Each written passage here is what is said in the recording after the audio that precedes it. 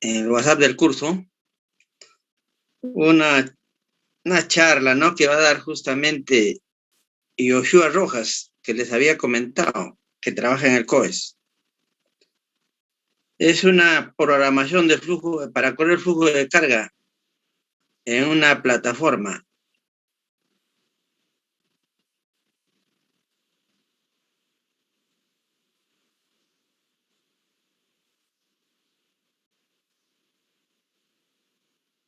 Entonces,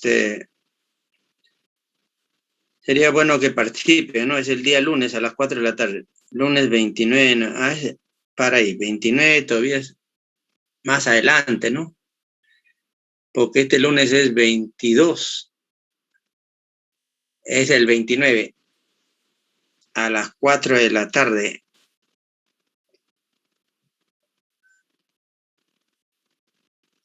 Es pura programación.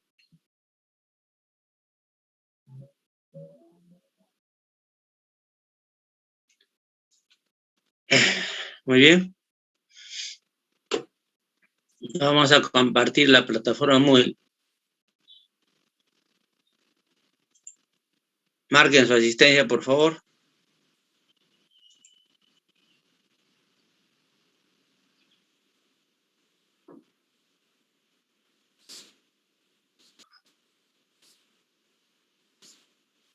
Muy bien. Estamos en la semana 11. Ya. Vamos a avanzar un poco de teoría en estas 2 horas.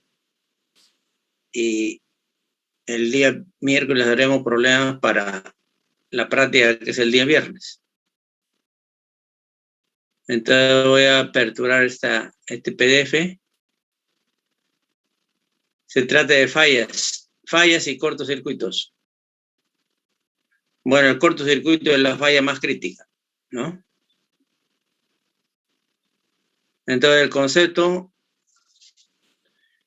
es de que una falla es una condición que impide la operación de uno o más equipos de un sistema. En general podría ser todo el sistema eléctrico. Y que requiere rápida intervención de los sistemas de protección para evitar daño en los equipos.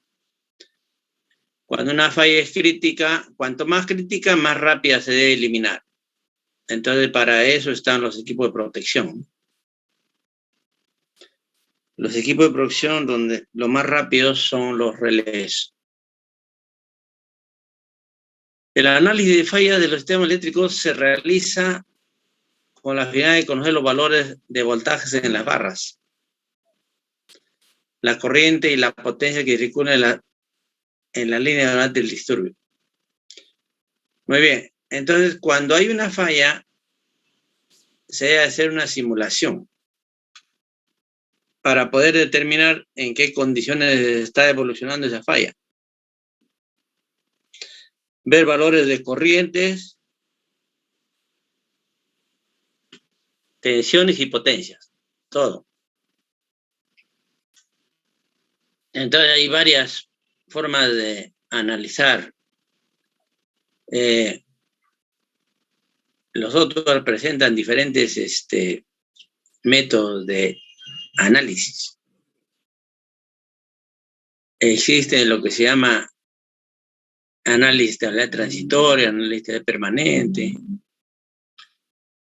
Eso lo vamos a ver muy rápidamente al final del curso. Pero lo que vamos a ver a detalle son los análisis de cortocircuito a partir de la próxima semana.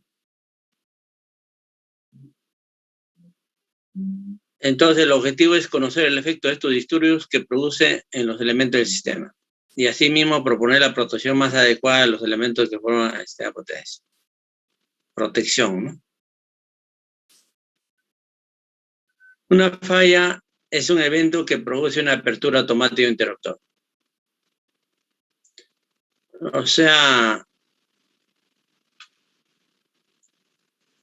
la primera protección, la más elemental, es el interruptor. Así como en instalaciones de alta y de baja tensión también. Baja tensión, por ejemplo, en su domicilio tienen un test termomagnético, ¿no? Que es el interruptor. En su tablerito tienen un interruptor principal, tienen interruptores para el alumbrado, interruptor para toma corriente, etc. Esos interruptores se abren ante sobrecarga cuando se calienta y también ante falla de cortocircuito. Son instantáneos. En alta tensión también existen interruptores parecidos, pero en este caso son de potencia. De potencia significa que están sumergidos en aceite porque como abren grandes corrientes, entonces se produce un arco. Y para eliminar ese arco es que vienen sumergidos en aceite.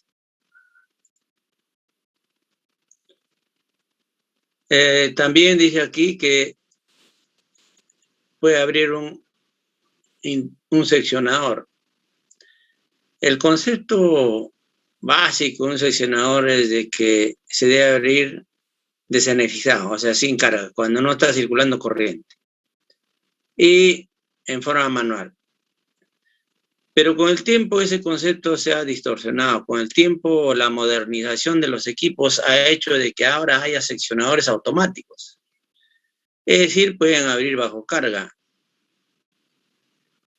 Y también sin necesidad de la operación de las personas. Entonces hay una concepción ya un poco más moderna de lo que es un seccionador. Sin embargo, todavía nosotros vamos a mantener ese concepto inicial de que el seccionador se abre sin carga en forma manual y es una apertura en forma visible. No es como el interruptor que abre como está encapsulado, sumergido en aceite. No se sabe si realmente los electrodos están abiertos o no. En cambio, el seccionador sí, porque físicamente tú lo ves que está abierto. Y bueno, cualquier interrupción del servicio no planificado. Muchas veces hay eventualidades donde intempestivamente sale de servicio el suministro eléctrico, ¿no? Por alguna falla, algún error no previsto.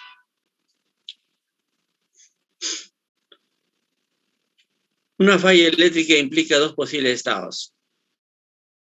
Una falta de aislación que se traduce en cortocircuito. O sea, cuando el aislamiento se deteriora o se pierde aislamiento por alguna razón, a veces la humedad y la suciedad, combinados los dos, hacen que se pierda el aislamiento. Estamos hablando de alta tensión en la cadena de aisladores, en las estructuras metálicas, sobre todo en la costa que hay alta humedad. Entonces eso puede producir un cortocircuito. O también otra falla es la falta de continuidad eléctrica que implica un circuito abierto. O sea, un cable, una fase que se abre, ¿no? Dos fases que se abren, circuitos abiertos. Los tipos de fallas más comunes son cortocircuitos, ese es lo más crítico, lo más grave, hay que protegernos de él muy rápidamente. ¿Por qué? Porque ahí circulan grandes corrientes, muy, muy grandes corrientes. En cambio, en circuitos abiertos no, en circuitos abiertos al contrario, las corrientes se eliminan. Ahora puede haber fallas simultáneas. O sea, una falla por aquí, otra falla por allá.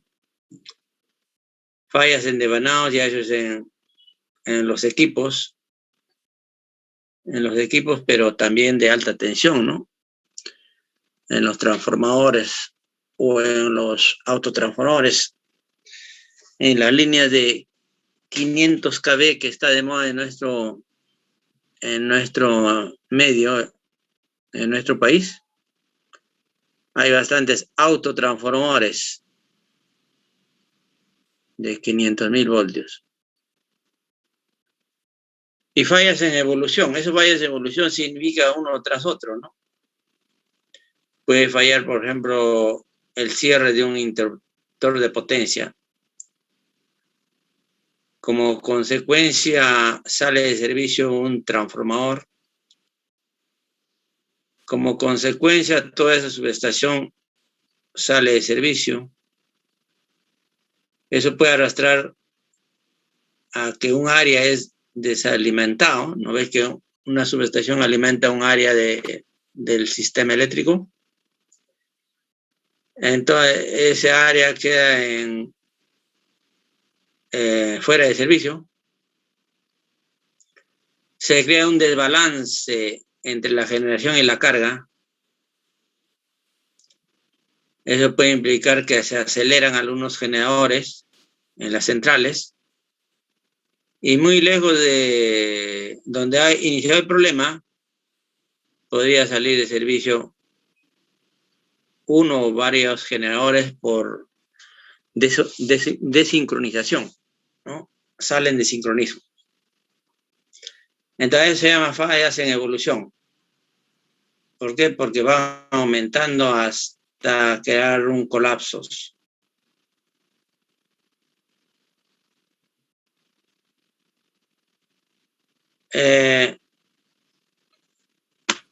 Hace algunas clases les había comentado que nosotros vamos a estudiar fallas asimétricas, ¿no? Mediante los componentes simétricos. Ese es el objetivo. Pero también hay fallas simétricas. Les había dicho, por ejemplo, que algunos libros le dedican todo un capítulo a fallas simétricas, ¿no? Pero en ese caso se estudia por su equivalente monofásico. Entonces, es lo mismo que han visto en sus cursos anteriores, pero con altas corrientes, ¿no? Entonces, por ejemplo, aquí abajo dice cortocircuito de las tres fases a tierra. O cortocircuito de las tres fases. A eso se llama cortocircuito trifásico. O falla trifásica. Entonces, esos dos casos nos conducen a una falla equilibrada. Equilibrada significa que las tensiones y las corrientes en cada fase van a ser similares, ¿no?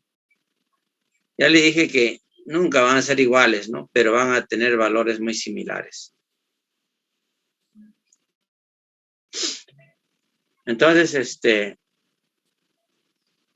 esos casos se estudian tal como han visto en su curso Circuito Eléctrico 2.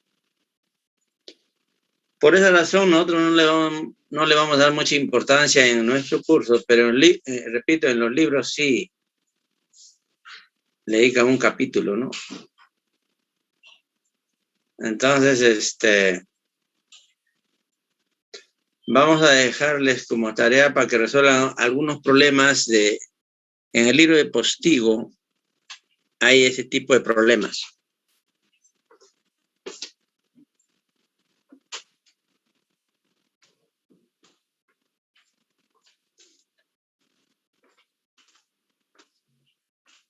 ¿Correcto?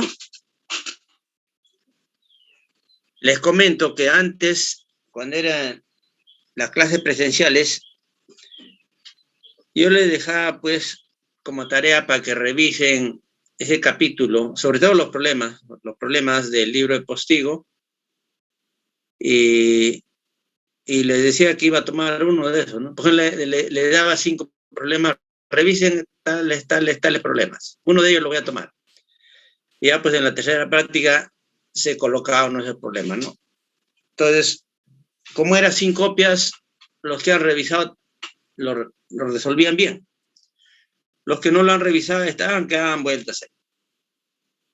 Entonces, así matamos ese tema de fallas simétricas. ¿Correcto?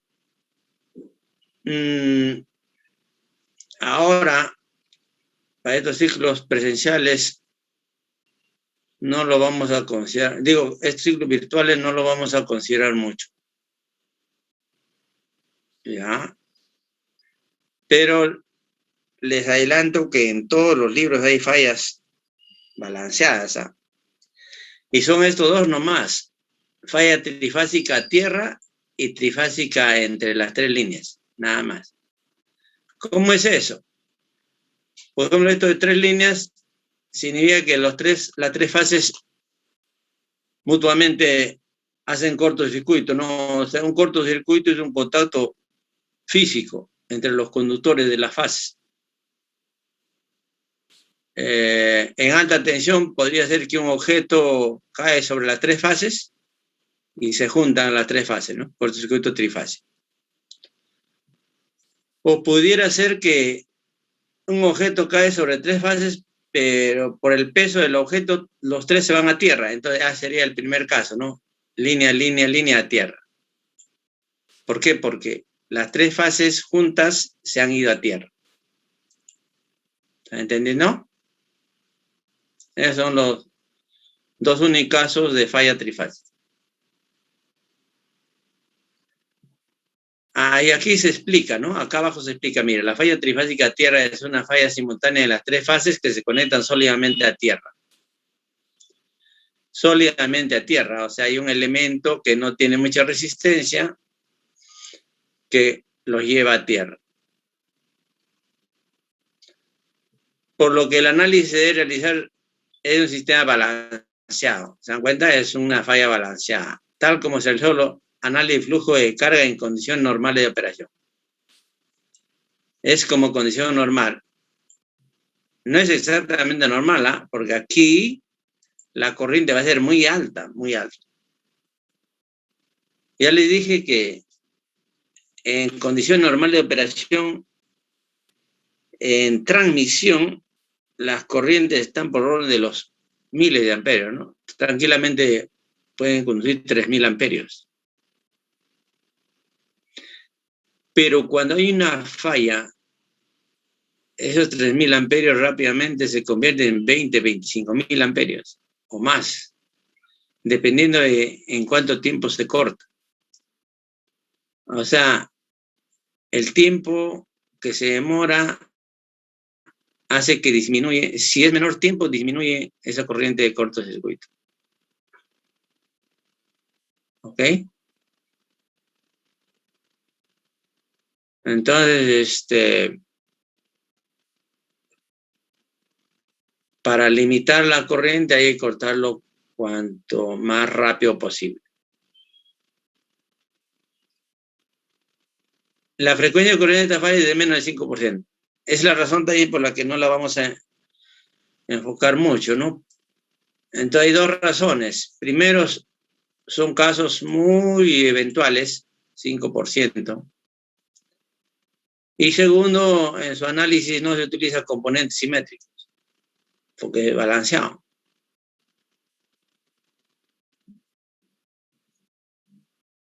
Entonces aquí, por ejemplo, tenemos las tres fases se han unido. Aquí hay una impedancia Z sub F entre las tres fases. Es que ha habido un objeto que ha caído sobre las tres, ¿no? Por ejemplo, puede ser la rama de un árbol, ¿no? Choca las tres, como esa rama no es totalmente conductor, entonces tiene una impedancia, Z sub F. Esa impedancia Z sub F podría ser casi cero si es que es algo metálico, por ejemplo, una varilla de construcción, ¿no? Esa impedancia va a ser casi cero. Entonces, esto es el esquema de una falla trifásica. Muy bien. Eso nada más de las fallas simétricas. Lo que nos interesa a nosotros son las fallas asimétricas, ¿no? Asimétricas porque las tensiones y o corrientes en cada fase van a ser totalmente desbalanceadas, tanto en módulo como en ángulo.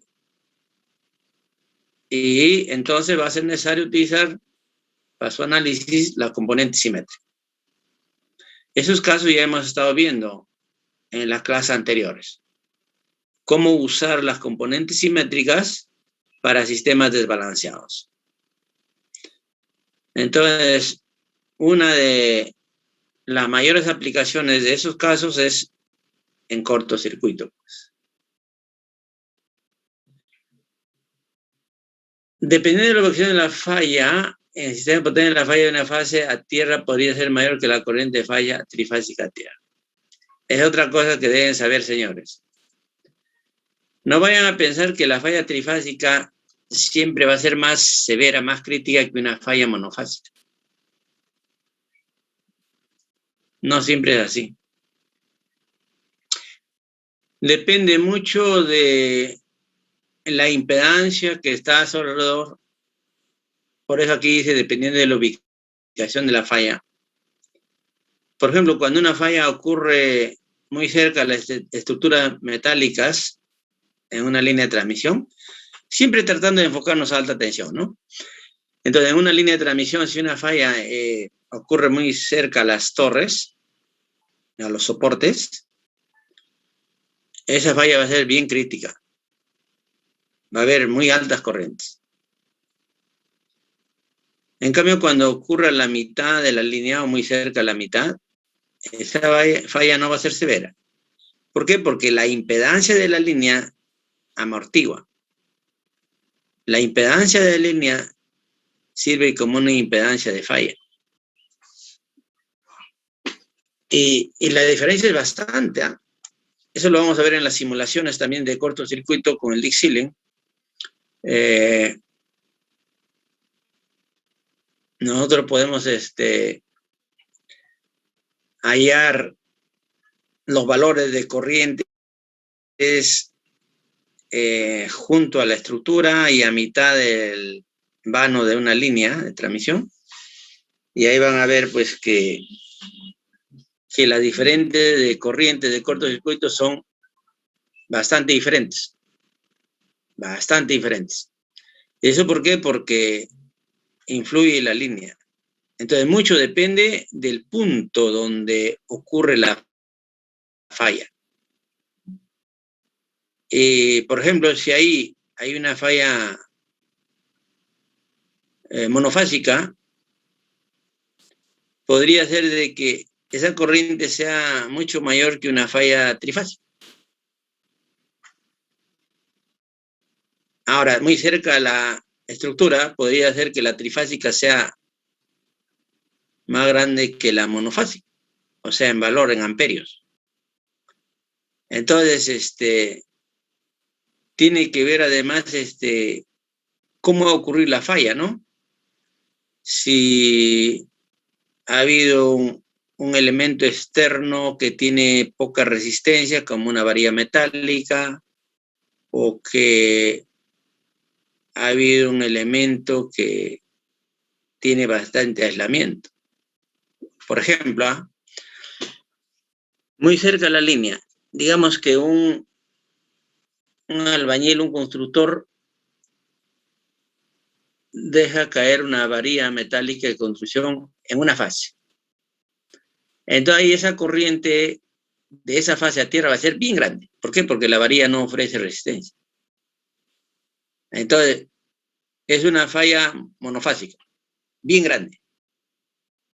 Bien grande comparado con que un camión con su carrocería choca las tres fases.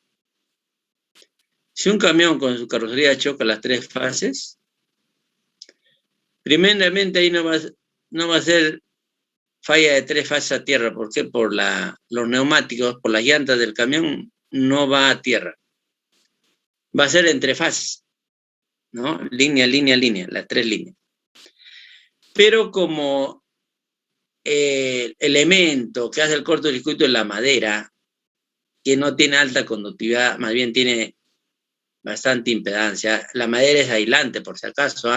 En los transformadores por eso se utiliza bastante madera. Entonces, la corriente de cortocircuito trifásico va a ser pequeña. ¿Se dan cuenta? Depende del elemento externo que está participando en el cortocircuito. En este caso del camión, la corriente de cortocircuito trifásico pequeño En cambio, la corriente de cortocircuito monofásico bien grande porque ha sido una avaría la que ha hecho el corto hacia tierra. ¿Se dan cuenta? Entonces, es un poco indeterminado, es un poco ambiguo adelantar cuál de ellos va a ser más crítico. Por esa razón, en los problemas que vamos a resolver, nos va a interesar calcular la corriente de cortocircuito trifásico y también monofásico. En la vida profesional también ocurre eso. Cuando se hace un estudio, y así de prefactibilidad o preoperatividad, tú tienes que presentar al cliente mínimo esas dos fallas, ¿no? Falla monofásica y falla trifásica. Ahora, si quieres lucirte, puede presentar otros tipos de falla, ¿no? Falla bifásica, etc. Pero va a estar casi por gusto, ¿no? El que revisa eso se va a dar cuenta que tú te has lucido, ¿no? ¿Por qué? Porque los extremos son, en la mayoría de los casos, el monofásico y el trifásico. Entonces, si tú presentas las corrientes de falla monofásica y trifásica, con eso es suficiente. ¿Por qué? Porque el más crítico, el de mayor corriente, es la que se va a utilizar para la protección, para los estudios, para todos los casos.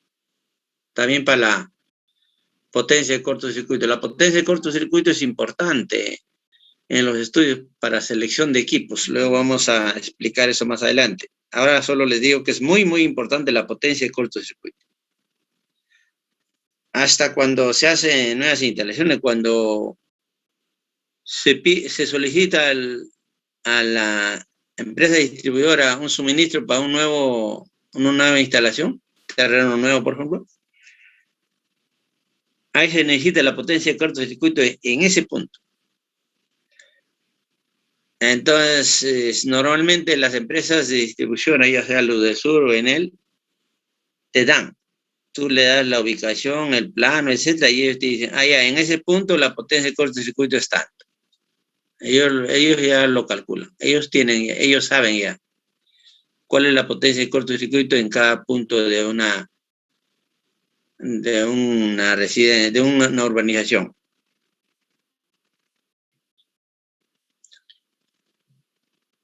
Entonces, señores, depende de, como dice aquí, dependiendo de la ubicación de la falla y también del elemento externo que provoca la falla.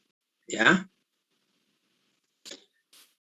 Ahora, estas fallas involucran una, dos o tres fases y llevan al sistema a un nuevo punto de operación con corrientes elevadas. Ya les dije, estas fallas producen altas corrientes y además de altas corrientes totalmente desbalanceadas. O sea, es un caso crítico, ¿no? Es lo peor que le puede ocurrir a un sistema de potencia. Entonces, nosotros vamos a estudiar a detalle tres de estos tipos de fallas. Y estos van a ser los casos base.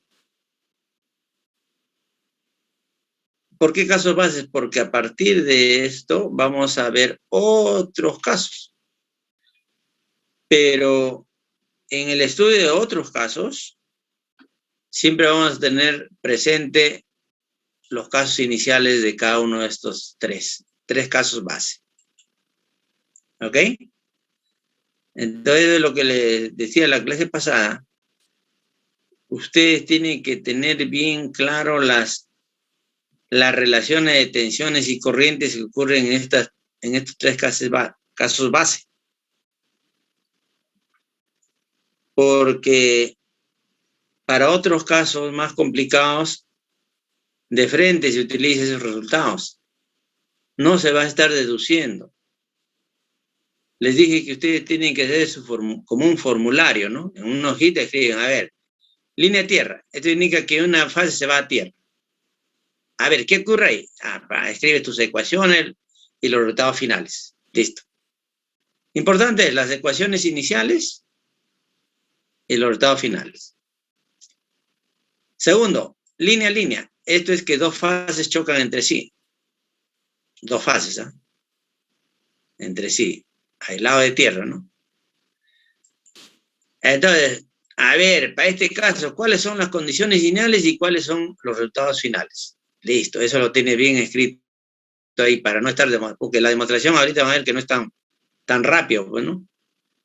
Nadie te va a pedir que demuestres cada vez que resuelve un problema, sino que utilices ya los resultados que se ha obtenido. Y el tercero es línea, tierra, o sea, dos fases se van a tierra. Dos fases se conectan con tierra. ¿Correcto? Esos son los tres casos base. Entonces empezamos con el primero. Falla de una fase a tierra, dice acá. Entonces ellos observarán que una fase, la fase A, se va a tierra mediante una impedancia Z sub F. Esa impedancia Z sub F puede ser cero, ¿no? Lo cierto es que va a haber una corriente de falla I sub FA, tal como se indica acá. Entonces, en esos casos debemos dar las condiciones iniciales de tensiones y las corrientes. Bueno, aquí todavía no estamos dando las ecuaciones matemáticas de las tensiones y corrientes que ocurren en ese caso. Estamos explicando nada más, ¿no? Una fase va a tierra. Aquí es el segundo caso.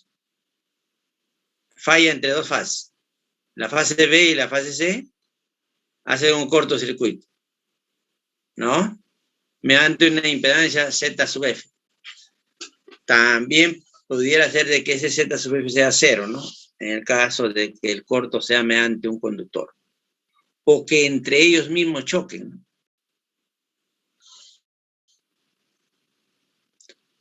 Y el tercer caso es dos fases a tierra. Ahí está. Bueno, aquí ya se va observando que la corriente que sale de la fase C y la corriente que sale de la fase B son contrarios. Entonces van a tener el mismo módulo, pero con signos diferentes.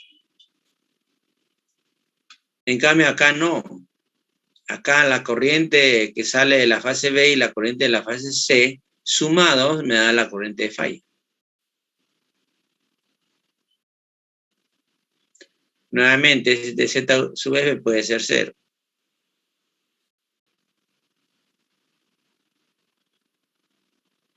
Muy bien.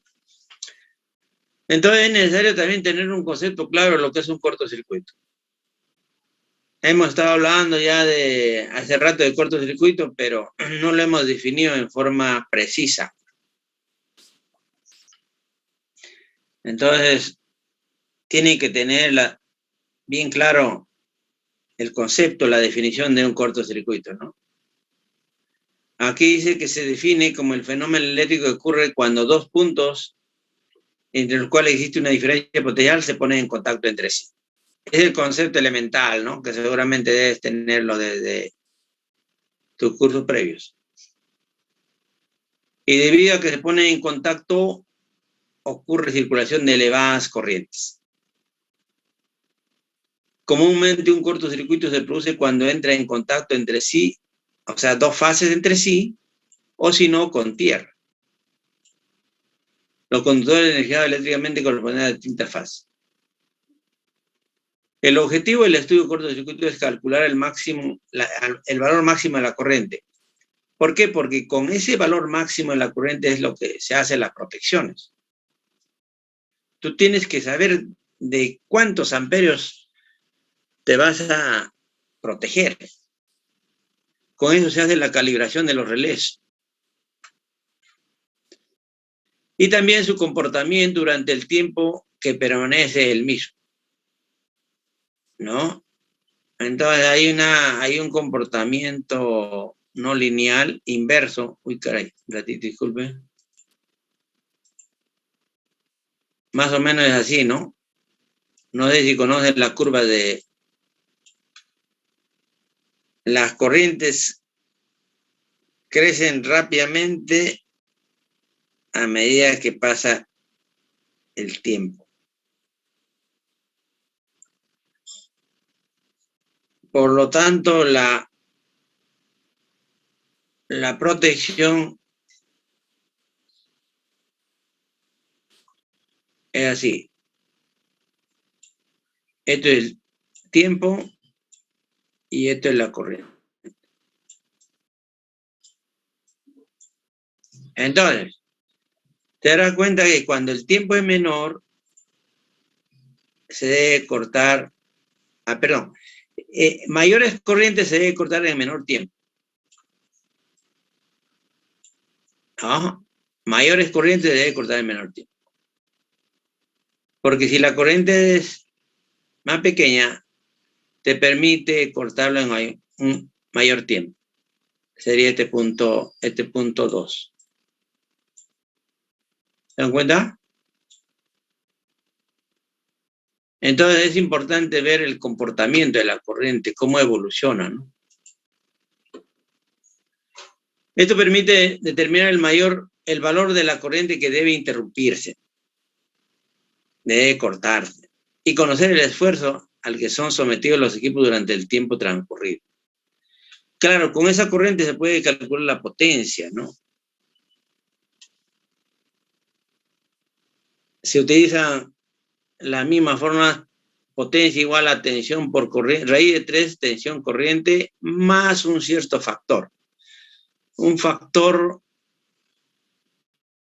porque no es en condiciones normales de operación. Entonces, ese factor también hay que determinarlo. Más adelante vamos a ver cómo se calcula.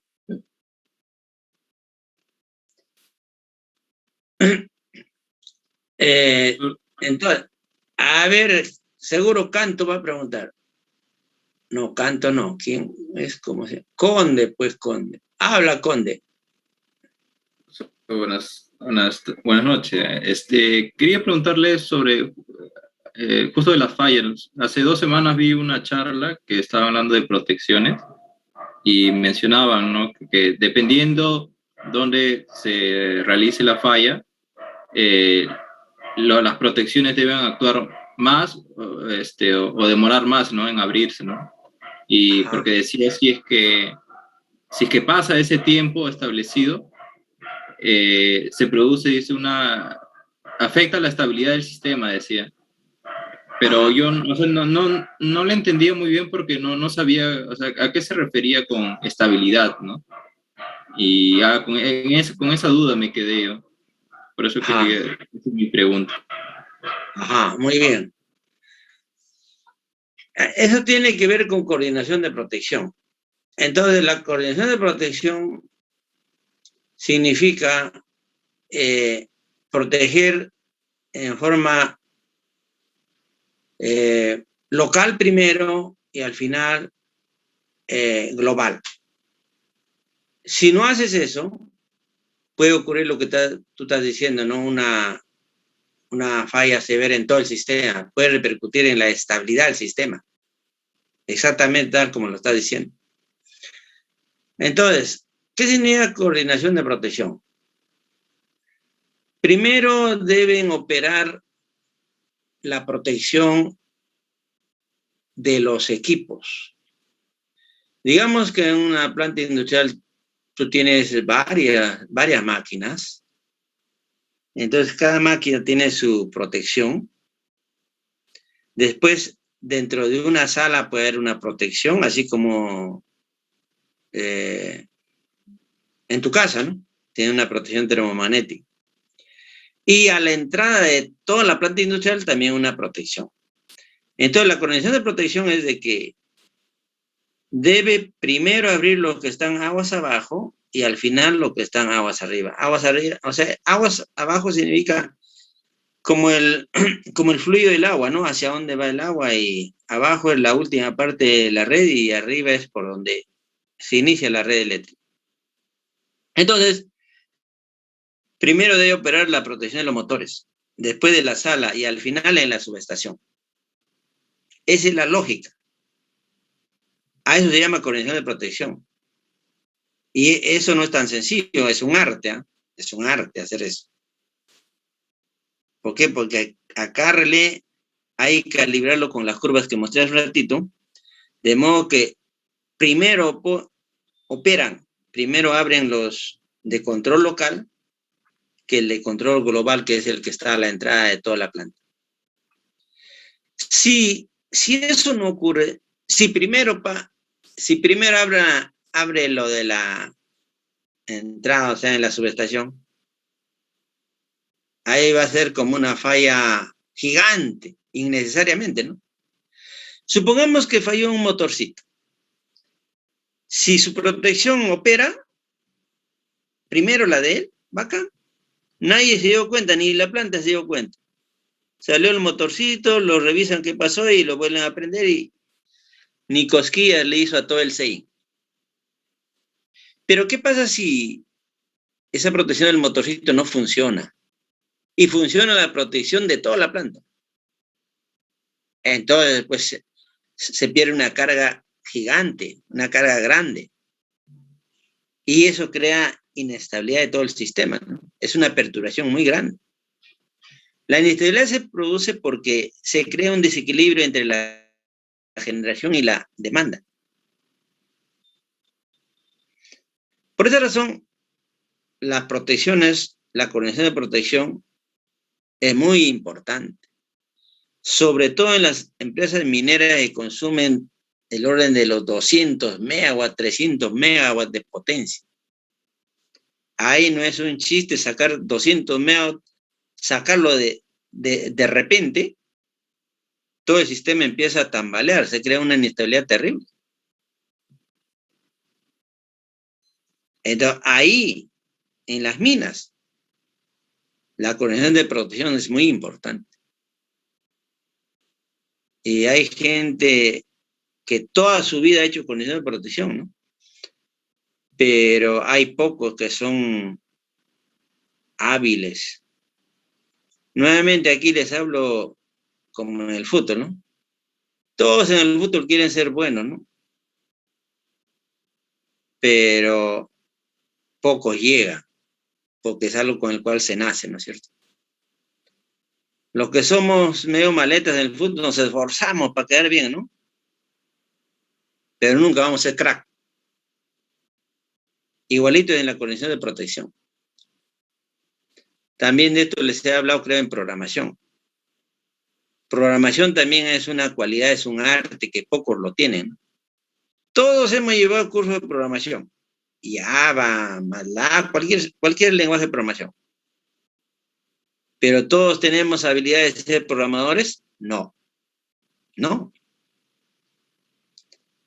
Todos nos esforzamos, nos hemos esforzado para aprobar el curso. Pero ahí quedó. Después de eso, algunos quedan buenos programadores, les gusta programar, siempre van a estar en eso.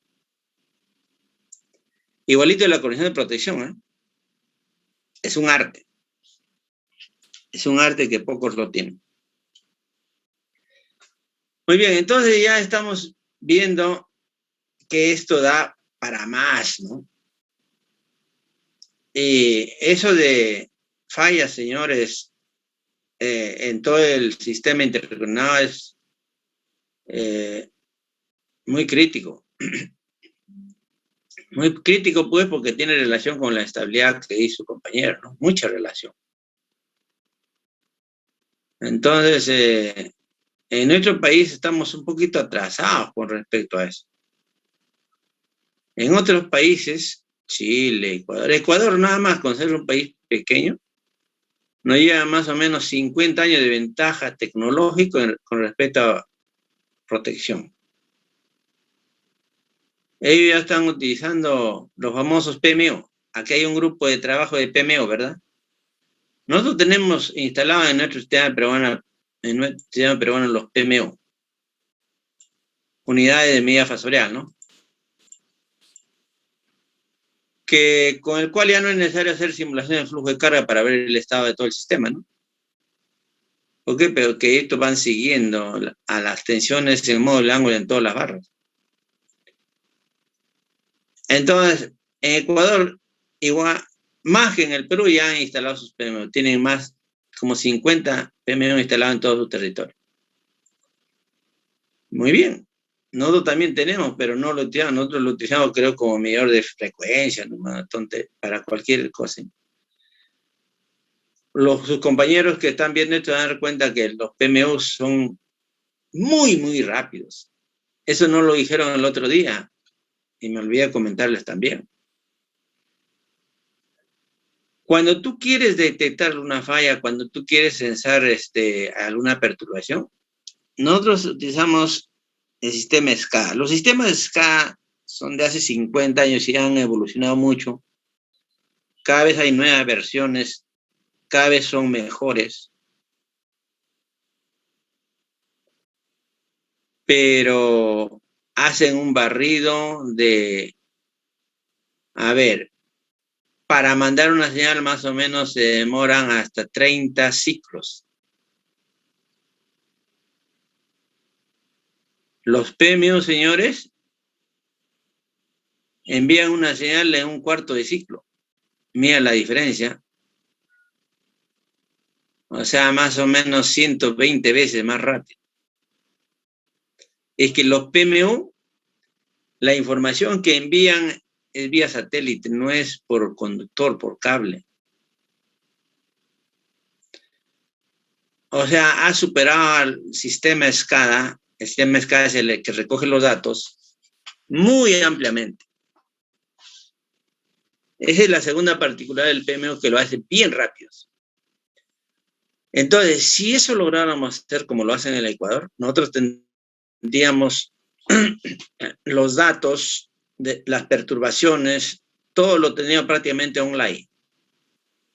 Y con eso se aplicaría grandes técnicas que en nuestro país todavía lo conocemos como nombre nomás. Por ejemplo, el Machine Learning. No sé si han escuchado el nombre de Machine Learning, es aprendizaje de máquina. En Ecuador están utilizando ya el Machine Learning. ¿Para qué? Para predecir fallas. O sea, ellos se anticipan. Ellos ya saben, oiga, si haces esto va a ocurrir una falla. O sea, de antemano ya saben cuándo va a ocurrir una falla.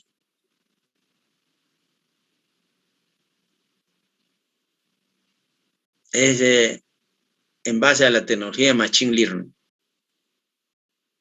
Es una tendencia nueva, aquí lo voy a escribir. Machine, máquina, pues, ¿no? Machine.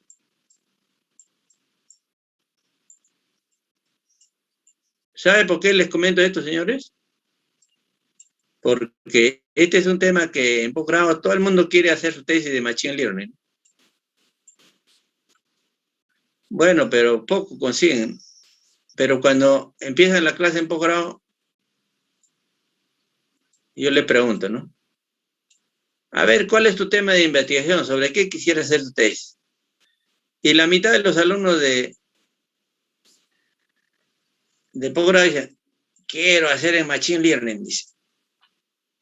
Bueno, tiene buena idea, pues, ¿no? Pero no lo va a hacer.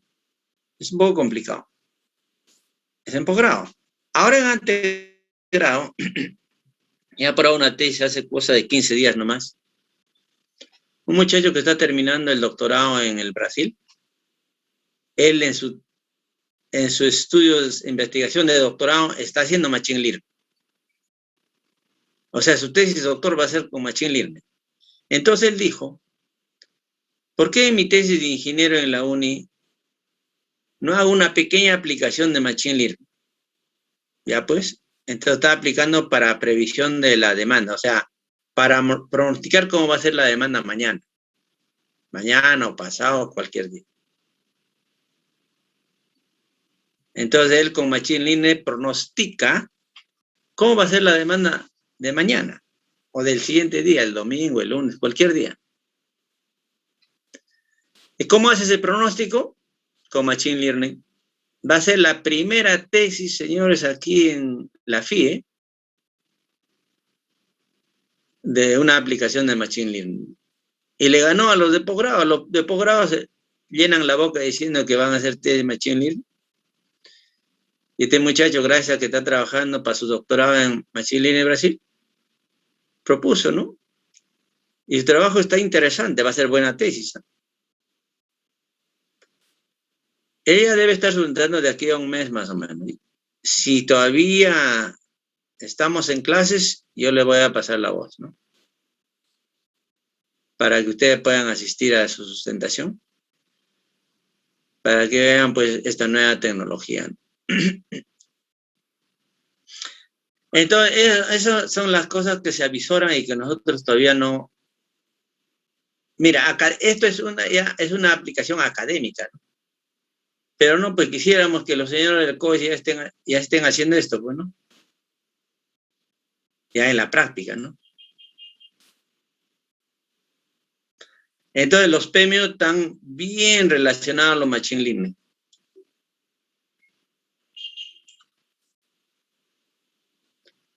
Muy bien, entonces volvamos acá, pisemos tierra.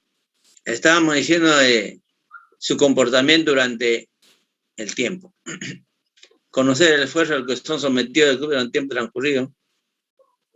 También esto es importante, ¿eh? Porque en los equipos de alta tensión, esas grandes corrientes producen esfuerzos electromecánicos. Grandes, ¿eh? Con esos esfuerzos electromecánicos, debido a las altas corrientes, por ejemplo, se pueden quebrar conductores, se pueden romper espiras en transformadores de potencia, porque son corrientes muy grandes. Entonces es importante ver la evolución de esas corrientes. Bueno, esta clasificación en realidad lo he puesto aquí, pero eso deberían saberlo ustedes de su curso de cachimbos, ¿no? Cortocircuito por contacto directo. ¿Quién no sabe? Pero no, dos conductores de dos fases se juntan, ¿no? Contacto directo. Cortocircuito por ruptura de aislamiento. Cuando el aislamiento se deteriora, también hay fuga de corriente, pues, ¿no? Por ejemplo, en una instalación domiciliaria, cuando el aislamiento está calcinado, ya está totalmente amarillento, ya no tiene la propiedad de aislar, hay fuga a tierra. Por eso que ahora exigen instalaciones domiciliares y edificios colocar el relé diferencial, ¿no? ¿Por qué? Porque el relé diferencial te mide si hay corriente de fuga o no.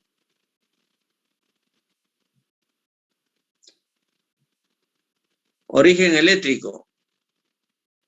Cuando el corriente es producto de la modificación externa de los parámetros eléctricos del elemento del sistema de potencia, ya sea por causa interna o externa. Este tipo de causas resultan de la incapacidad de los elementos de soportar la tensión o condición eléctrica del sistema. Dentro de estas tenemos sobretensiones atmosféricas. Claro, los equipos no están hechos para soportar grandes sobretensiones, ¿no? Las descargas atmosféricas son de miles de kilovoltios y que viajan, ¿no? Pudiera ser de que aquí en Lima nunca tenemos descargas atmosféricas, nunca llueve, pero puede llegar a la subestación de San Juan, de Huinco, por las líneas que vienen de Mantaro. ¿Por qué? Porque cuando un rayo cae, una descarga atmosférica cae en la línea, esa empieza a viajar por la línea. Muchas veces, si en la subestación de llegada, aquí en Lima, en San Juan o en Huinco, no hay un pararrayo que descarga esa sobretensión, entonces va a retorna hasta Mantaro, de nuevo regresa hasta Lima, hasta Mantaro, y así se va amortiguando hasta que desaparece. Ese es un fenómeno bien real. Se hace un estudio minucioso de eso. En alta tensión ustedes van a ver algo, pero en posgrado hay un curso que se llama transitorios electromagnéticos, donde se analiza exactamente, matemáticamente, cómo va amortiguando. Entonces, ¿qué se hace aquí en Lima? En las subestaciones se colocan unos descargadores, le llaman pararrayos, ¿no? Son como unas válvulas tipo diodo, son de elementos de semiconductores. Entonces esos descargan rápidamente.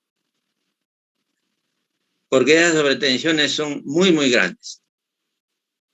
Las sobretensiones de maniobra son menores, ¿no? Son menores y ocurren cuando se hace una maniobra un poco errada. De hecho, cualquier maniobra va a producir sobretensión, pero va a ser mínima si haces buena operación. Si haces una operación errada, esa sobretensión va a ser grande. También puede haber fallas por contaminación de los aisladores, ¿no? O envejecimiento del aislamiento. Eso de contaminación ya les comenté. En nuestro litoral peruano hay bastante humedad y si no se hace limpieza a la cadena de aisladores frecuentemente, a las 4 o 5 de la mañana, donde la humedad es bien alta, esa suciedad se convierte en barro prácticamente. Y altamente conductor, ¿no? Sobre todo por la humedad. Entonces, a ver, primero puede haber corrientes transversales, le llaman, o sea, corrientes de la línea a través de los aisladores, llega a la estructura y de la estructura a tierra. O sea, se está perdiendo corriente, hay fuga de corriente. Pero si eso avanza, si el aislamiento empeora, mucha humedad o mucha suciedad, entonces va a ocurrir un corto. Un corto de esa fase a tierra. Entonces eso es muy común en nuestro país. Digo, en Lima, toda la costa. REP pierde mucho dinero, pierde energía en el orden de los megawatts. De modo que ellos hace años ya que están tratando de hacer estudios para medir esas pérdidas por corrientes transversales. También le llaman pérdida por efecto corona. ¿Por qué? Porque cuando esas corrientes circulan por los aisladores hacia tierra, produce, y debido a que el aire está bien húmedo, producen cierto zumbido y luminosidad poco celeste. A eso se conoce como efecto corona. Porque es como un círculo, ¿no? Como una corona. Alrededor del aislador, alrededor de los conductores. Entonces ellos tienen ya unos equipos que le llaman robot. Le han puesto su nombre robot. El cual puede ellos lo llevan ahí a las 4 de la mañana y ya pueden visualizar esa luminosidad y ese sonido. Entonces ellos quieren medir a través de el sonido o si no la luminosidad. Entonces si ellos quieren utilizar el sonido, tienen que diseñar un transductor que convierte ese sonido en decibeles en señales de tensión, corriente y potencia, ¿no? Para ver cuánto están perdiendo. O sea, para ver ese sonido a qué potencia equivale. O si no, en luminosidad, ¿no? De acuerdo a la luz, relacionar, pues, ¿no? Poder medir. Ahí necesitan un transductor. Entonces, en eso están, porque yo estoy enterado porque ellos han estado solicitando al laboratorio de ciencias aquí en la UNI para que algún equipo de ellos, tanto personas, consumidores de sonido, ese sonido es fino y no tiene alto volumen, ¿eh? Apenas un silbido, ¿no? Entonces tienen que llevar unos medidores de sonido que miden pues baja cantidad de decibeles. Entonces en eso están. La empresa REP, que es la encargada de la transmisión en nuestro país, ha formado una oficina de investigación, una oficina de estudio donde trabajan 4 o 5 ingenieros investigando este tema justamente. Hay una ley por la cual todas las empresas sean favorecidas económicamente cuando hacen investigación. Del CROSA también tiene su oficina de investigación. ABB también. Todos han formado su sección de investigación. ¿Por qué? Porque cuando ellos hacen su declaración anual y tienen que pagar sus rentas, el 40% de esas rentas podrían dejar de pagarlo si lo utilizan en investigación. Entonces, por ejemplo, si del CROSA anualmente debe pagar 1 millón de soles a SUNAT, pagaría 600 nomás. ¿Por qué? Porque los 400 lo ha dedicado en investigación. Entonces a ellos les conviene, ¿no? En vez de regalar la plata a SUNAT, con esos 400 contratan profesionales y hacen investigación que se va a revertir a favor de ellos, ¿no?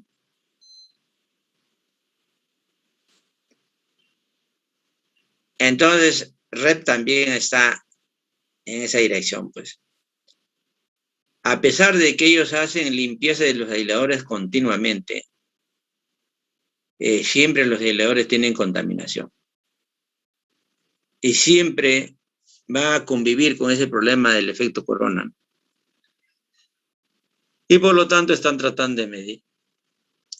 Están buscando apoyo de la UNI, todavía consideran a la UNI porque sus egresados son de la UNI, ¿no?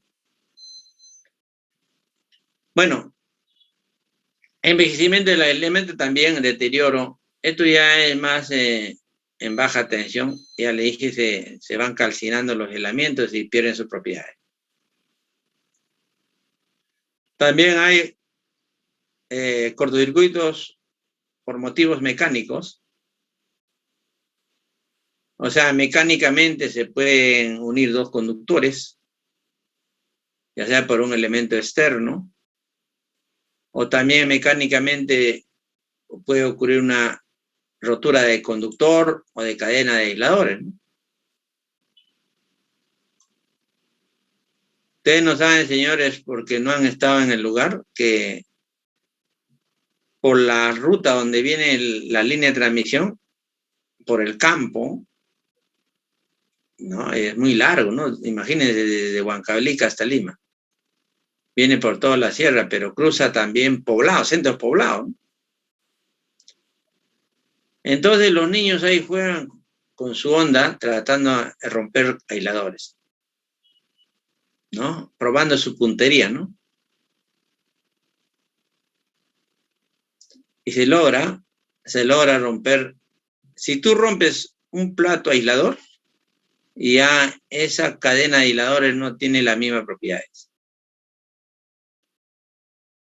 Por eso aquí dice caí de un cuerpo extraño sobre una línea aérea. Oh, bueno, esto es sobre la línea. No sé si han fijado ustedes, en alguna línea de transmisión hay una boya grande, una esfera, como una pelota grandaza, ¿no? De color anaranjado. En la UNI se ve, ¿no? Cuando estás en la FIE, en el local de la FIE, miras el cerro y hay unas líneas y unas boyas ahí. Esas son boyas de señalización. Entonces, cualquier objeto volador, un helicóptero, un avión, cualquier elemento, va a poder distinguir que por ahí hay una línea de transmisión. Ahora, también puede ocurrir en las instalaciones subterráneas, ¿no? A veces las excavadoras levantan pues cables de 10 kV. Seguramente alguna vez han visto eso, ¿no? Claro, al maquinista, al tractor no le pasa nada porque está aislado por la llanta, ¿no? Pero se puede romper un cable de alta tensión o de baja, cualquiera de ellos. Entonces también se produce un cortocircuito. Un cortocircuito franco, porque la pala de esas máquinas es de material metálico, entonces hace un cortocircuito franco ahí. Origen fortuito. En esta cadena han entrado las causas que no pueden ser incluidas. O sea, el resto, ¿no? falsas maniobras, apertura de un seccionador de bajo carga. Esto, por ejemplo, ya le dije que un seccionador se debe aperturar sin carga. Cuando ya el interruptor cortó la energía, ahí se abre el seccionador. Pero, ¿qué pasa si alguien trata de abrir el seccionador cuando está circulando la corriente? No va. Primero, va a ocurrir un arco que lo va a volver a cerrar. O si no, ese arco puede tratar de descargar a tierra por el elemento que está utilizando para abrir. Normalmente se utiliza una garrocha para abrir un seccionador, ¿no? Entonces podría tratar de descargar por la garrocha, o si no, el arco lo vuelve a cerrar. Ahí se aplica la ley de Lenz, ¿no? Porque la ley de Lenz se opone a todo cambio, ¿no? Y está circulando grande corriente, y tú quieres abrirla, entonces el elemento se opone, ¿no? Y por eso ocurre el arco, ¿no? El arco es la continuidad de la corriente, ¿no? Y se cierra. Y nuevamente trata de abrirlo y se cierra. Y así va a estar jugando ahí. ¿Por qué? Porque estás abriendo un seccionador con carga, bajo carga. Está circulando la corriente. El seccionador no es para abrir eso. Entonces eso es una mala maniobra. El quien debe abrir eso es el interruptor de potencia. Bueno, aquí nuevamente esto es redundante, cortocircuito trifásico, ya hemos visto que eso es un sistema balanceado. Bifásico a tierra, eso ya hemos visto que es una línea, digo, dos fases a tierra. Línea a tierra es una fase a tierra. Trifásico a tierra es las tres fases a tierra. Es muy remoto, dice, o sea, no es muy común. Habíamos visto que es del orden del 5% más o menos. Bueno, ahora vamos a abordar de los casos más importantes utilizando componentes simétricos. O sea, ya vamos a deducir las ecuaciones matemáticas, etcétera, para cada uno de los casos, de modo que se puede utilizar para otros casos más complicados. Entonces, estos son casos base, casos sencillos todavía, pero que nos van a servir como base para el análisis de otras fallas más severas, más complicadas. Entonces, como son fallas desbalanceadas, debemos usar las componentes simétricas. Entonces, estudiaremos aquí diversos casos de fallas, comenzando por los tipos de cortocircuito. Básicamente va a ser cortocircuito, después más adelante veremos conductor abierto, esas cosas, ¿no? Y más que todo en aplicaciones con Dixil. Pero aquí, en teoría, más vamos a ver cortocircuitos. Entonces, el cortocircuito es una falla crítica. O sea, entre las fallas, el peor caso es un cortocircuito. Naturalmente, el estudio de cortocircuito trifásico de tierra queda fuera de este estudio por una falla simétrica. Claro, esto ya les dije anteriormente, ¿no? Al inicio de esta clase, ¿no?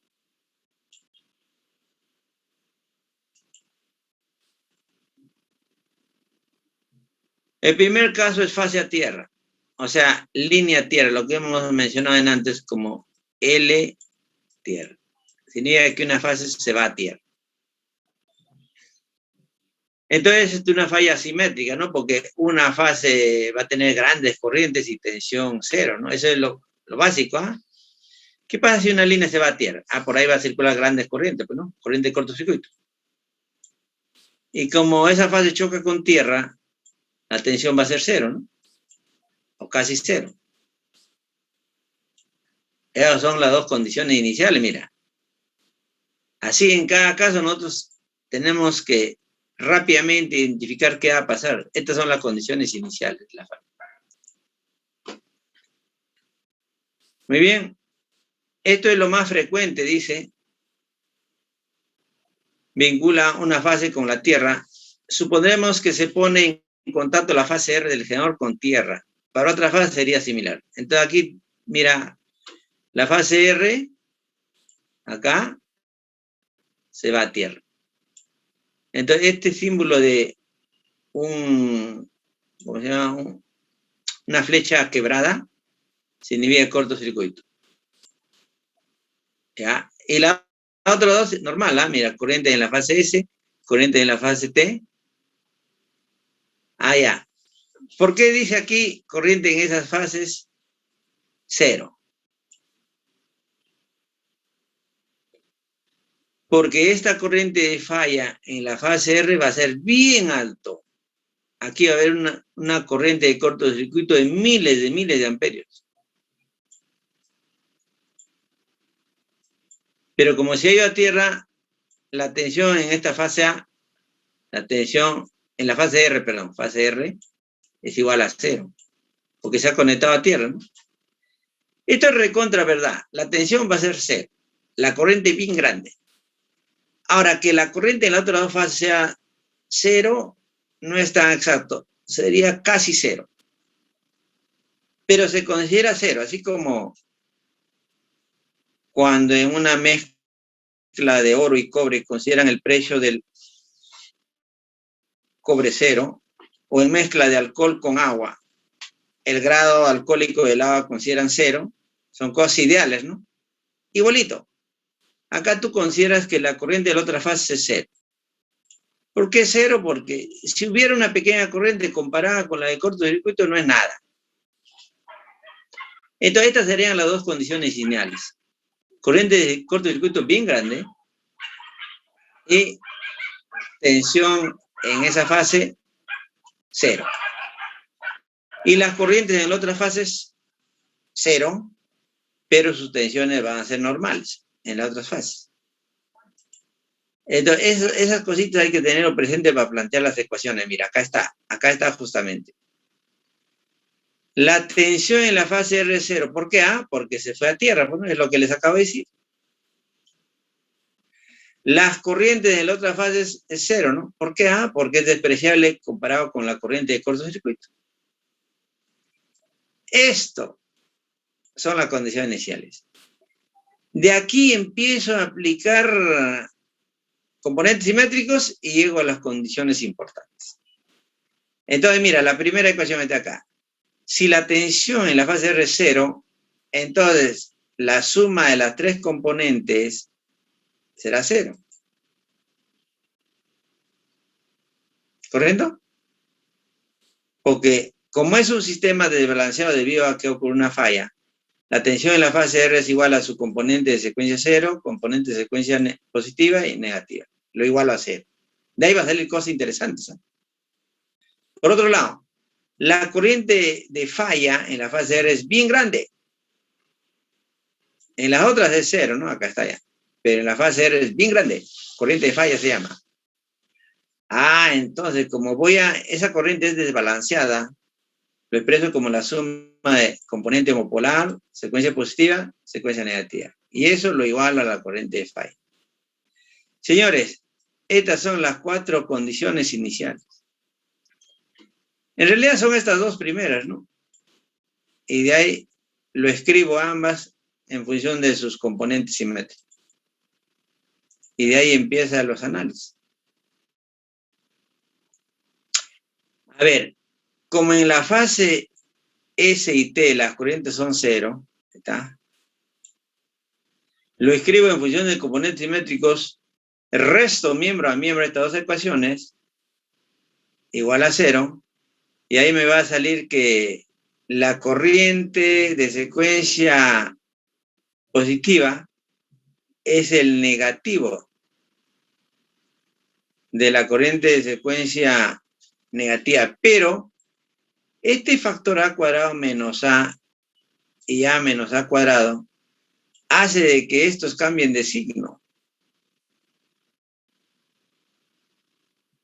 Entonces, si cambia de signo, I sub 1 va a ser igual a I sub 2. A esa conclusión llegamos. O sea, la corriente de secuencia positiva y la corriente de secuencia negativa son iguales en módulo. Noten que para concluir esto, hemos empezado desde acá, ¿no? De acuerdo a esto, llegamos a esta conclusión. ¿Ok?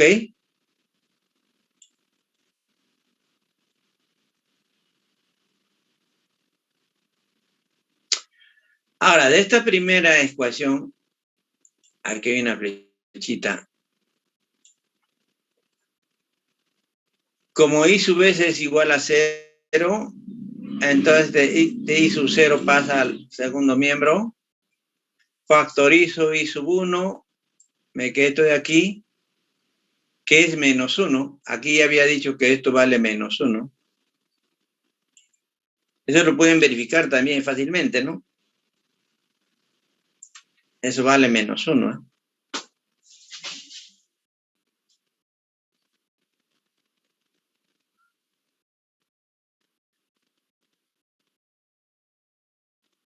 ¿eh? ¿Esto cómo se puede verificar? Que esto es igual a menos 1. Eso lo pueden verificar con su álgebra fasorial. ¿No ve que esto es 1, 240 grados, menos 1, 120 grados, te debe dar igual a menos 1. O también gráficamente, ¿no? Ustedes lo grafican y sale su valor. Por lo tanto, si esto es menos 1, con este negativo se elimina y te queda que I sub 1 igual a I sub 0. Oiga, entonces los tres son iguales. Esa es la condición final. O sea, lo que debes anotar en tu formulario es esto de aquí y esto de acá.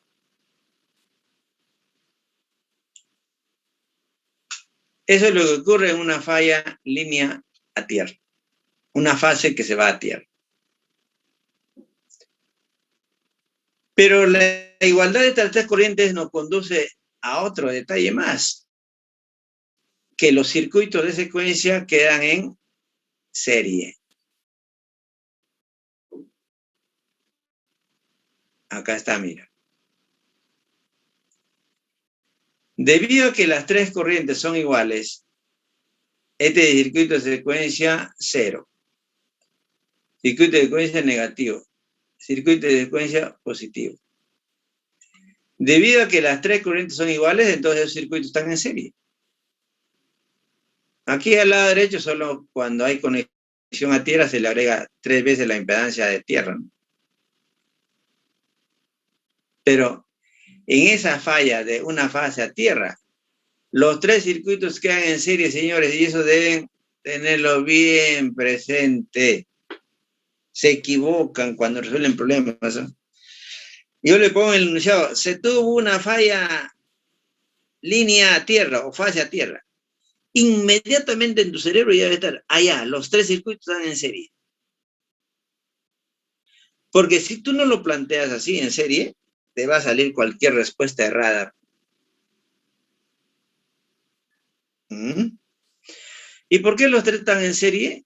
Por esto de acá, pues, ¿no? Porque lo que acabamos de deducir. Las tres corrientes son iguales.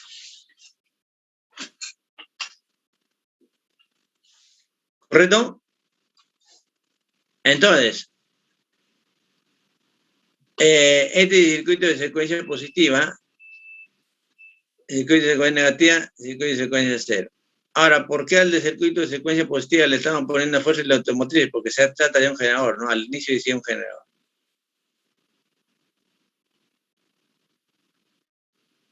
De un generador. Muy bien. Entonces podemos plantear las ecuaciones aquí, tensión en borne del circuito de secuencia positiva. Ahí está, esta tensión de acá, entre estos puntos. Aquí también es la segunda expresión de acá. Y de esto, la tercera ecuación. Estas tres son las ecuaciones de cada uno de los circuitos de secuencia.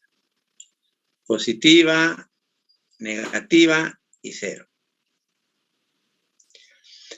Entonces, como nuevamente la tensión en la fase R es 0, ¿se acuerdan? Es 0, porque se fue a tierra la fase R. Entonces, lo escribo como la suma de sus componentes simétricas. Pero este U sub 0 lo reemplazo de acá, U sub 1 lo reemplazo de acá, U sub 2 lo reemplazo de acá. Entonces, despejando, por ejemplo, ¿qué es U sub 0? Ya pues menos I sub 0, Z sub 0, ya eso lo escribo acá. ¿Qué es U sub 1? La fuerza electromotriz menos I sub 1, Z sub 1. Ah, lo escribo acá. Reemplazo nada más, ¿no? Y como esa tensión en la fase R0 lo igual a 0, despejo I sub 1 y me queda esto. Y esto me confirma que los tres circuitos de secuencia deben estar en serie. Porque para hallar la corriente de secuencia positiva, basta dividir la fuerza electromotriz entre la suma de las tres impedancias. Mira, o sea, esta impedancia de acá, más esta impedancia de acá, más esta impedancia de acá. ¿Eso qué significa? Que deben estar en serie. Entonces confirma eso, ¿no? Entonces, cuando a ti te piden hallar la corriente de secuencia positiva de frente, dice la fuerza electromotriz divide entre las tres impedancias.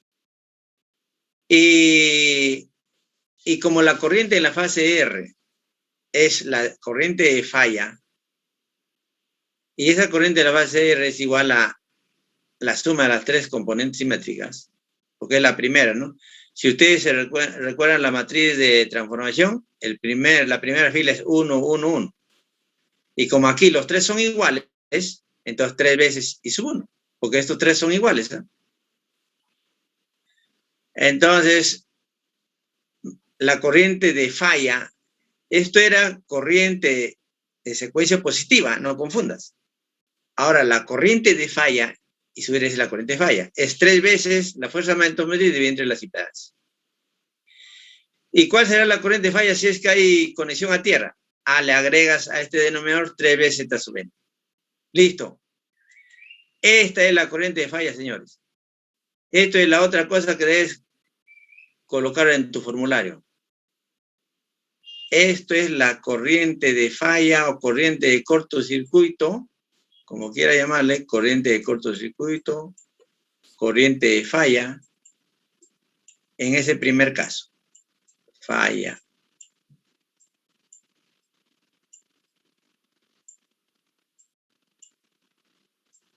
¿Ok?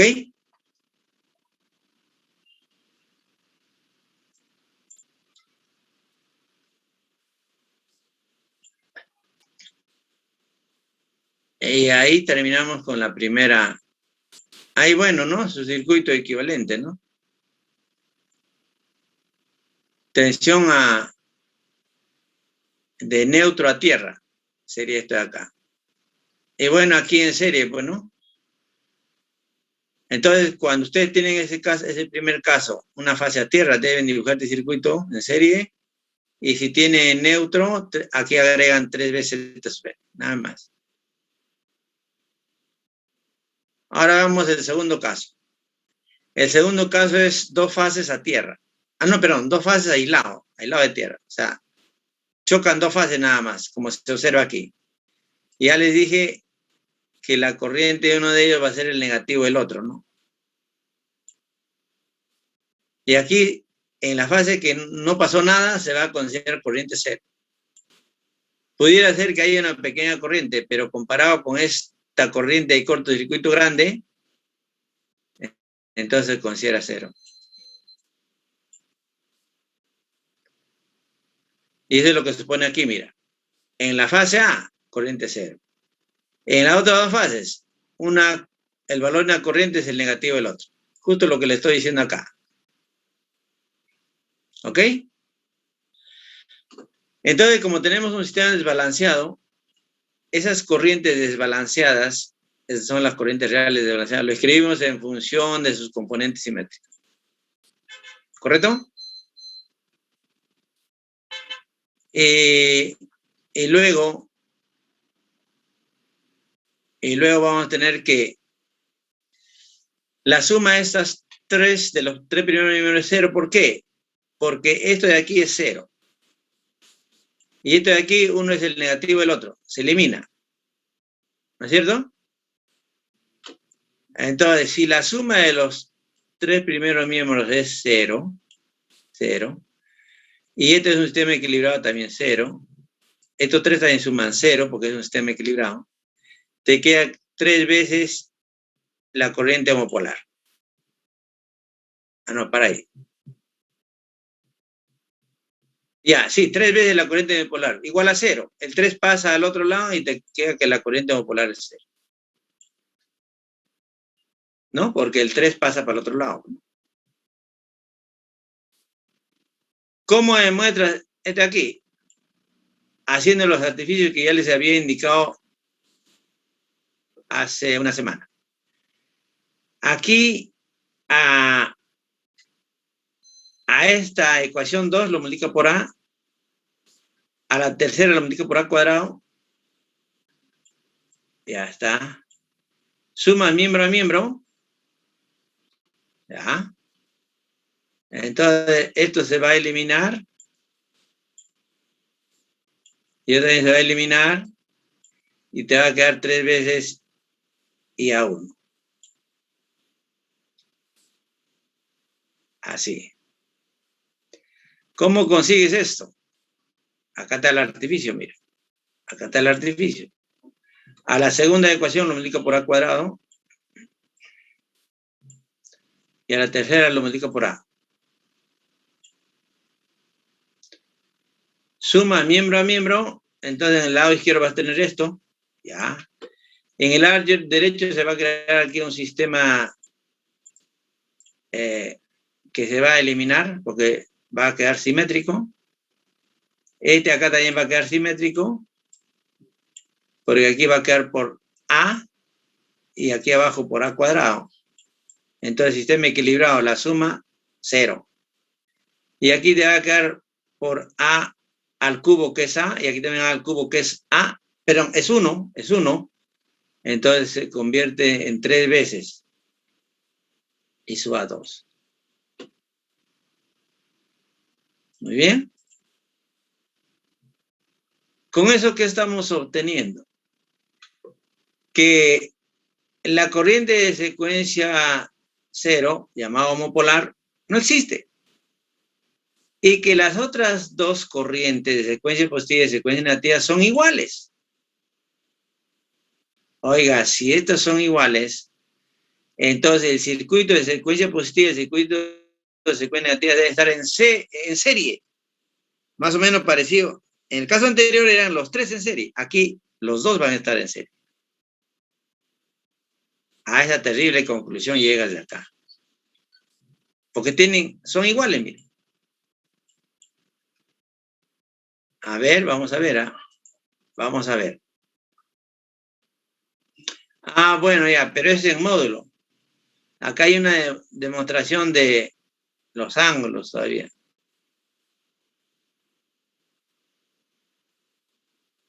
Y también se calcula el módulo. Bueno, este diagrama fasorial que está aquí es de esta ecuación. IB igual a C, IB menos IB igual a C, menos IB igual a C. Aquí se utilizan varias cosas, ¿eh? Este criterio de acá. Después, a ver, ¿qué más?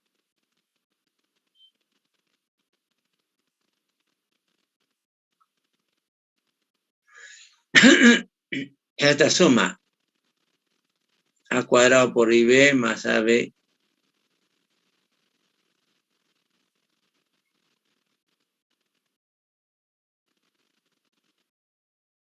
Esto de acá.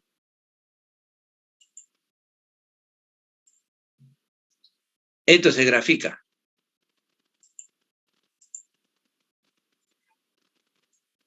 Y también se grafica el sentido opuesto. Acá está, mira.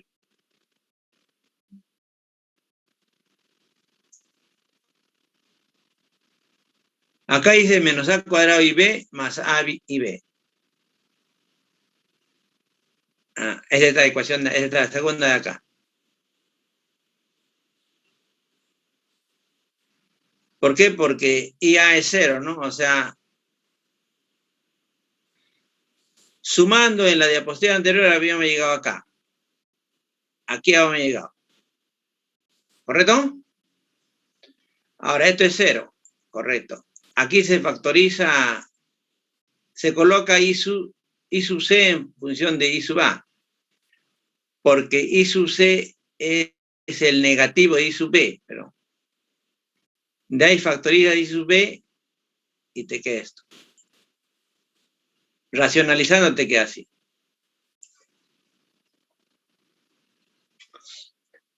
Por otro lado, hace lo mismo para I sub 2.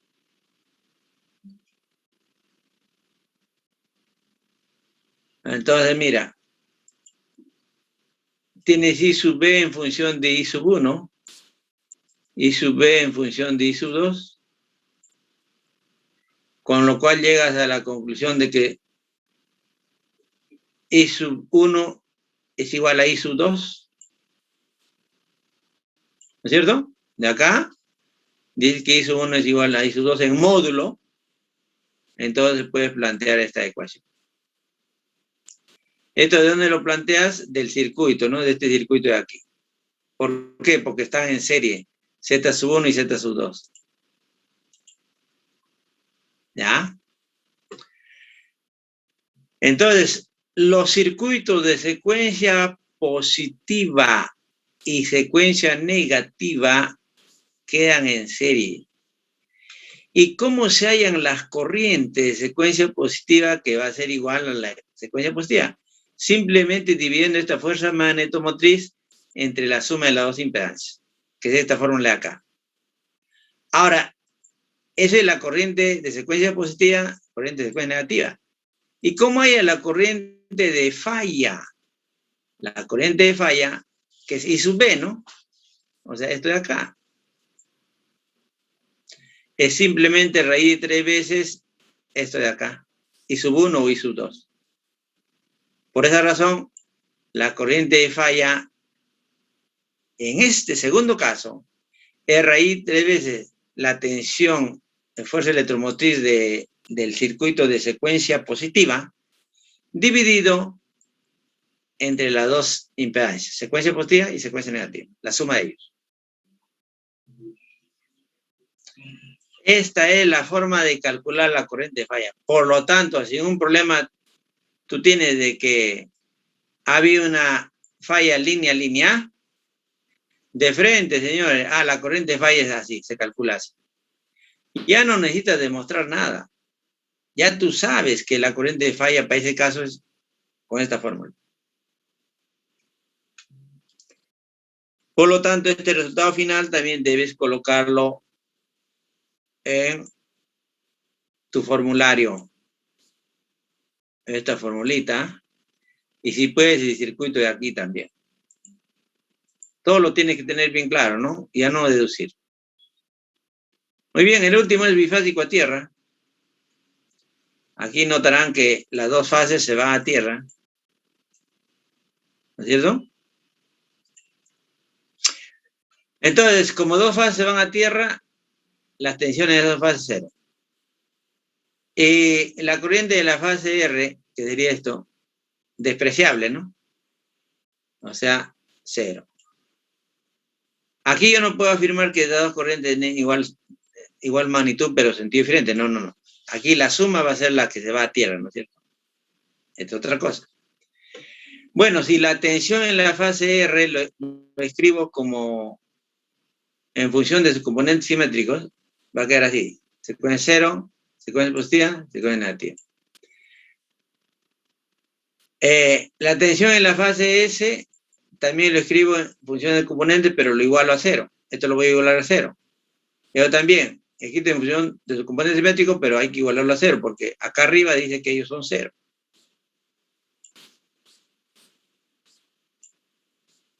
¿No es cierto? Aquí sí no va a ser 0, ¿eh? Aquí habrá alguna tensión.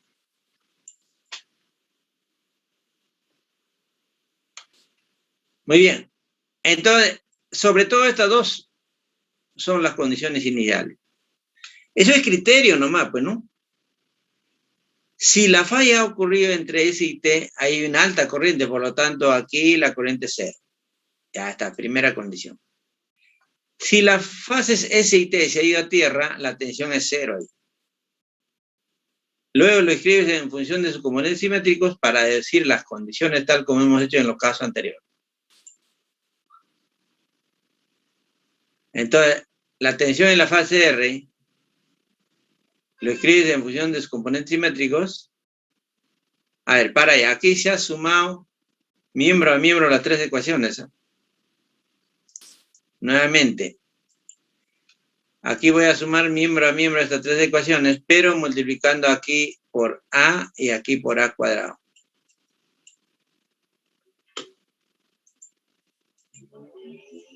Esas artificios se hacen para deducir las ecuaciones, ¿no? Y al final llegamos que la tensión en la fase R es 3 veces la tensión de secuencia, del circuito de secuencia negativa, mira. Pero también la tensión en la fase R es 3 veces la tensión de secuencia 0. Y también la tensión en la fase R es 3 veces la secuencia positiva. Oiga, mira lo que está resultando. La tensión en la fase R es 3 veces la tensión de secuencia negativa. También es 3 veces la tensión de secuencia 0. Y también es 3 veces la tensión de secuencia negativa.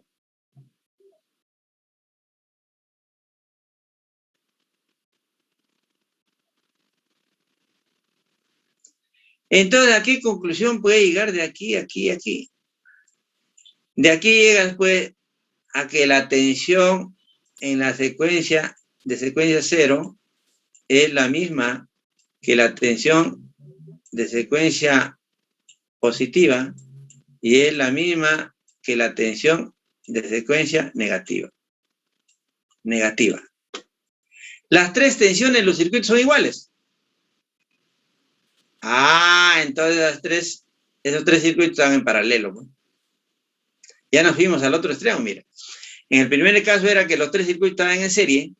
Aquí es que los tres circuitos están en paralelo.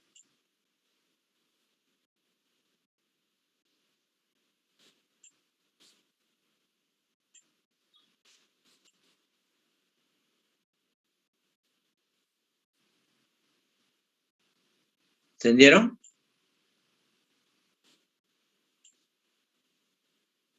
Los tres estaban en paralelo. A esa conclusión llegamos después de toda esta cosa.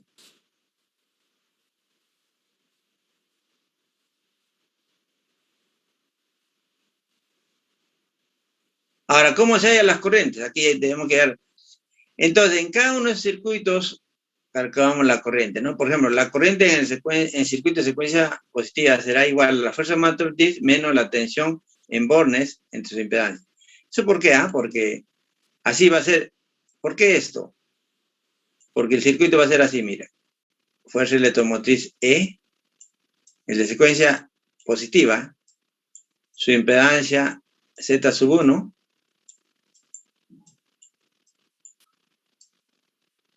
ya, y aquí va a estar la tensión a la salida de secuencia positiva. Entonces, si yo quiero calcular la corriente, tengo que dividir la diferencia de tensiones entre Z sub 1. Eso es lo que aparece aquí. ¿Correcto? Del circuito de secuencia negativa sale esto. Del circuito de secuencia 0 sale esto. Entonces, eso lo reemplazo en esta fórmula y me da esta sumatoria. De ahí despejo, hago un juego de álgebra prácticamente. Full álgebra, hay que hacer el producto de las impedancias de las tres tomados de 2 en 2, se reemplaza por este término. Y al final sale que la corriente en la fase S es esta de acá. Esta es la única complicada. Es el resultado final. Pero, bueno, aquí no es, acá abajo está la conclusión. Los tres circuitos van a quedar en paralelo, ¿ah? O sea, a ver, aquí tengo una tensión de secuencia positiva, que va a ser igual a secuencia negativa y secuencia cero. Entonces aquí va a quedar el circuito de secuencia positiva. Aquí en paralelo va a quedar el circuito de secuencia negativa. Y aquí el de secuencia cero. Así. Porque los tres tienen igual tensión de entrada. O si quieren pueden dibujarlo así también, ¿no? A ver, ¿cómo lo dibujamos? A ver cómo está dibujado acá. Acá está la conclusión.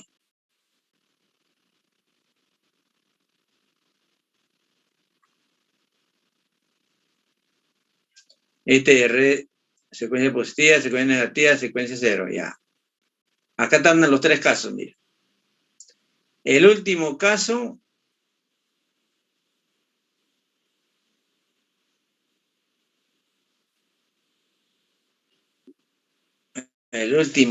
¿cuál es? A ver, es este de acá. Dos fases a tierra. Y mira, los tres circuitos quedan en paralelo. ¿Ya? Entonces, este resumen la vamos a revisar rapidito. A ver. Primer caso. Este caso es una fase a tierra. Listo. Entonces, estas son las condiciones iniciales. Y digamos a que los tres circuitos van a quedar en serie. ¿Listo? Ahí termina. El segundo caso. Línea, línea. Este caso línea, línea o fase, fase. Dos fases hacen contacto ahí. Estas son las condiciones iniciales y el circuito de secuencia positiva con el circuito de secuencia negativa quedan en serie. El circuito de secuencia cero queda aparte, aislado. Tercer caso, dos fases a tierra. Esto es línea, línea, tierra. Ahí está, mira, las dos fases van a tierra. Condiciones iniciales. Los tres circuitos de secuencia positiva, aquí subíndice 1, secuencia negativa y secuencia cero, los tres quedan en paralelo. ¿Cómo está hecho el paralelo acá? No sé si se notan. ¿eh? Este borne es común y aquí también es común. Entonces están en paralelo. Es común y es común. Bueno, y esto de aquí es para trifásico a tierra. En un caso trifásico a tierra, la suma de las tres corrientes debe ser cero y, mira, se analiza por su equivalente monofásico. Se analiza por su equivalente monofásico, porque es una falla simétrica. Simétrica. Muy bien, con eso hemos terminado, señores. Y a partir de aquí, ya son aplicaciones. A partir de aquí son aplicaciones de esos tres casos base. ¿Ok? Entonces, a partir de aquí ya vamos a decir, oiga, ¿recuerdas ese caso de allá? En ese caso base salía así. Ya.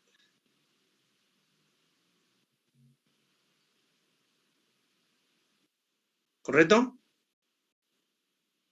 Muy bien, entonces eso de las aplicaciones, aquí hay problemas inclusive.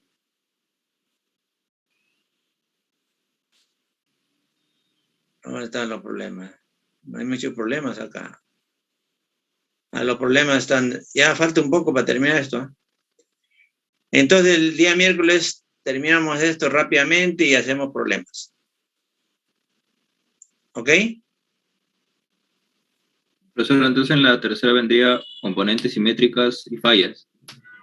Sí, exactamente. Más deben centralizarse en esto de fallas, ¿eh? Porque de componentes simétricos va a ser elemental, ¿no? Algo como hemos visto, álgebra fasorial, álgebra de fasores con eso, a cuadrado, etc. Ya saben que una fija es, yo le doy tres sistemas desbalanceados, o sea, tres corrientes desbalanceadas, ¿eh? Y le digo hallar sus componentes simétricos, ahí es full álgebra, y luego graficarlo. Tiene que graficarlo tal como les he indicado, ¿no? Es algo bien simple, pero es una fija, ¿por qué? Porque el alumno que no sabe hacer eso no sabe nada de componentes simétricos. O sea, no ha interpretado bien, ¿no? O sea, cada corriente en cada fase tiene que ser la suma de sus tres componentes simétricos. Eso lo tiene que hallar analíticamente y también graficarlo. Ustedes saben que si tiene tres componentes, la suma de esos tres componentes es la resultante, ¿no? Para cada fase. Si no lo saben interpretar, pucha, te están en nada. Por esa razón siempre se les pregunta eso para ver si realmente están entendiendo, ¿no? ¿Ok? Profesor, disculpe, otra consulta. Lo del avance que se presenta el día miércoles, ¿ese es, o sea, para nota para la cuarta o también está incluido en la tercera? Creo que lo vamos a incluir en la tercera. Y hay una primera nota en la tercera. Eh, a ver, vamos a ver. Eran 4 puntos. Podríamos agregar. No, sería para la cuarta, ¿no? Para la cuarta, ¿por qué? Porque 4 puntos más 8 puntos sería 12.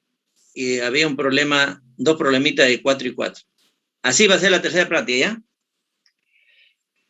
4 puntos de su avance de investigación, 8 puntos de teoría, como siempre un test, ya van 12. Faltarían 8 puntos. Van a ser dos problemitas de 4 y 4. Ya le estoy diciendo uno de álgebra fasorial y el otro algo de este tipo de cortocircuito que estamos viendo ahora. Pero sencillito nomás, porque va a ser 4 puntos. ¿Ok? Así va a ser la nota de la tercera. Y lo que presentan hasta el miércoles ya valdría para la cuarta práctica calificada. Hasta el miércoles le voy a revisar, señores. Va a ser por correo, ¿eh? Ustedes, sobre lo que ya se les ha enviado, tienen que completar lo que se les ha indicado. A cada uno de ustedes se les ha indicado qué cosa falta, ¿no? Luego de que yo revise eso, va a haber una segunda orientación. Le voy a, oiga, todavía falta esto, todavía falta esto, todavía falta esto. Eso ya sería para una tercera presentación. Entonces, esta segunda presentación es hasta el día miércoles. Hasta el día miércoles tienen plazo para mandar a mi correo. Vamos a decir 12 de la noche del día miércoles. Hasta las 12 de la noche del día miércoles tienen plazo para enviar su avance del trabajo de investigación. ¿Está claro? Uno por grupo nomás, ¿no? Ahí indicando los integrantes nomás, ¿no? Exacto. Sí, uno por grupo indicando los integrantes.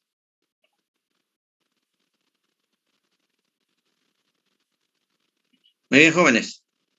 Entonces, quedamos ahí. Que tengan buenas noches.